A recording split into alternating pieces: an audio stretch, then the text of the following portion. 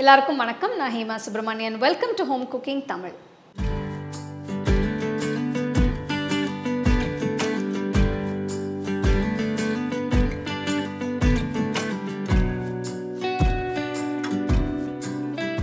இன்றைக்கி நம்ம ஒரு சூப்பரான சுவையான பன்னீர் பிரியாணி எப்படி செய்யுதுன்னு பார்க்க போகிறோம். இதில் நிறைய ஸ்டெப்ஸ் இருந்தாலும் இதை செய்கிறது ரொம்ப ஈஸி. ஸோ இப்போ இந்த ரெசிபி எப்படி செய்யுதுன்னு நம்ம பார்க்கலாம். To watch this recipe in English, click on the link given in the description box. உங்களுக்கு இந்த ரெசிபி பிடிச்சதுன்னா லைக் பண்ணி ஷேர் பண்ணி ஹோம் குக்கிங் தமிழ் சேனலுக்கு சப்ஸ்கிரைப் பண்ணுங்கள். மறக்காமல் பெல் ஐக்கானை கிளிக் பண்ணுங்கள்.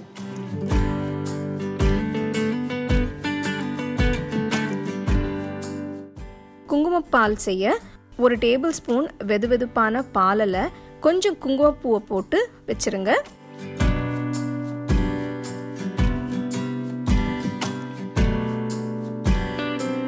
அடுத்து பன்னீரை ஊற வைக்க நமக்கு 1 கப் கட்டி தயிர் வேணும். இதோட இன்னும் கொஞ்சம் பொருட்களை சேர்க்க போகிறேன்.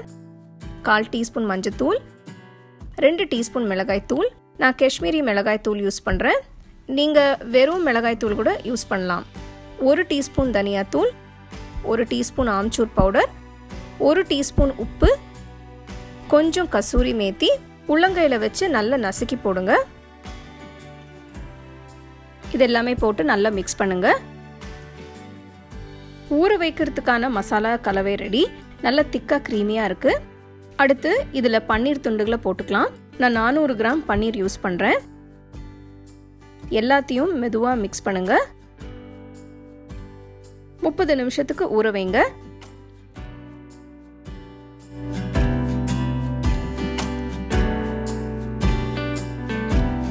முதல்ல 1 கப் பாஸ்மதி அரிசியை ஊற வைக்கணும். இது 250 ml கப். அரிசி 2-3 தடவை கழுவிட்டு 20 நிமிஷம் ஊற வைங்க. நெக்ஸ்ட் அரிசியை வேக வைக்கணும்.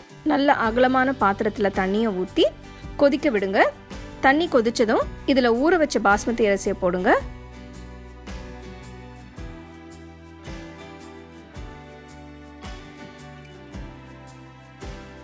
இதோட 2 கிராம்பு, 2 ஏலக்காய், 1 பிரியாணி இலை, 1 துண்டு பட்டா, கொஞ்சம் உப்பு,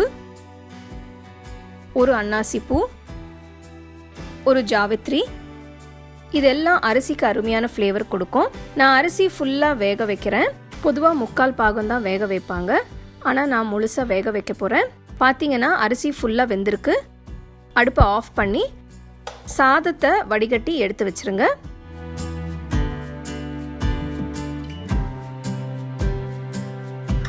இப்போ நம்ம பிரியாணி செய்ய போகிறோம். நல்ல அகலமான ஆழமான பாத்திரத்தில் 2 டேபிள் ஸ்பூன் நெய். நீங்கள் நெய்க்கு பதிலாக எண்ணெய் போட்டுக்கலாம், இல்லைன்னா 2ஐயும் கலந்து போட்டுக்கலாம். அடுத்து இதில் வாசனை பொருட்களை போடுறேன். பிரியாணி இலை, பட்டா, 4 ஏலக்காய், கிராம்பு, 2 மீடியம் சைஸ்ட் வெங்காயம் நீளமாக நறுக்குனது, 2 பச்சை மிளகாய் கீர்னது போட்டு வதக்குங்க. வெங்காயம் பொன்னிறமாகிற வரைக்கும் வதக்கணும். 1 ஃபுல் டீஸ்பூன் இஞ்சி பூண்டு விழுது போட்டு அதையும் நல்லா வதக்குங்க. நெக்ஸ்ட் 2 சின்ன தக்காளி நீளமாக நறுக்கி போடுங்க. 5 நிமிஷத்துக்கு வதக்கணும்.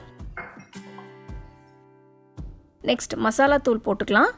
1/4 டீஸ்பூன் மஞ்சத்தூள், 1 டீஸ்பூன் காஷ்மீரி மிளகாய்த்தூள், 1/2 டீஸ்பூன் உப்பு, 1/2 டீஸ்பூன் தனியாத்தூள். தக்காளி நல்லா வதங்கி எண்ணெய் பிரிய ஆரம்பிச்சிருச்சு. 1 கையளவு புதினா இலை, 1 கையளவு கொத்தமல்லி இலை போட்டு நல்லா மிக்ஸ் பண்ணுங்க. அடுத்தது ஊற வச்ச பன்னீர் துண்டுகளை போடுங்க. பார்த்து கவனமாக மிக்ஸ் பண்ணுங்க. அடுப்பு குறைச்சி வச்சு மிக்ஸ் பண்ணுங்க.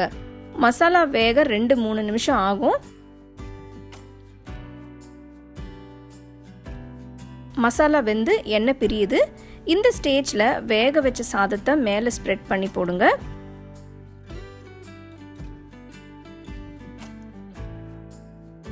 குங்குமப்பூ பால் ஊற்றுங்க. கொஞ்சம் புதினா இலை, கொஞ்சம் கொத்தமல்லி இலை, இது 2ஐயும் போட்டுருங்க.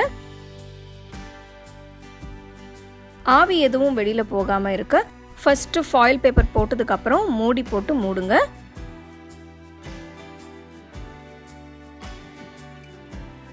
பத்து நிமிஷத்துக்கு லோ ஃப்ளேமில் தம் பண்ணுங்க. 10 நிமிஷம் ஆயிடுச்சு. பன்னீர் பிரியாணி எப்படி வந்திருக்குன்னு பார்க்கலாம். அற்புதமாக வந்திருக்கு.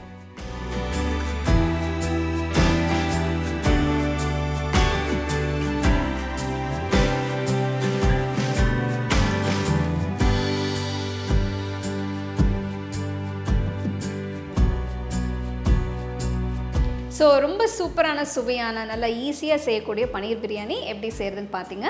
இது ஒரு சிம்பிளான வெங்காய தயிர் பச்சடியோ இல்லைனா உங்களுக்கு பிடிச்ச சைட் டிஷ் வச்சு நீங்கள் சர்வ் பண்ணலாம். பன்னீர் வாங்கும்போது அது ஃப்ரெஷ்ஷாக இருக்கான்னு பார்த்து வாங்குங்க, அது ரொம்ப முக்கியம். ஸோ இந்த ரெசிபி நீங்கள் வீட்டில் ட்ரை பண்ணி ரசித்து சாப்பிடுங்க. You can get a copy of our first edition of the home cooking book on 21 frames.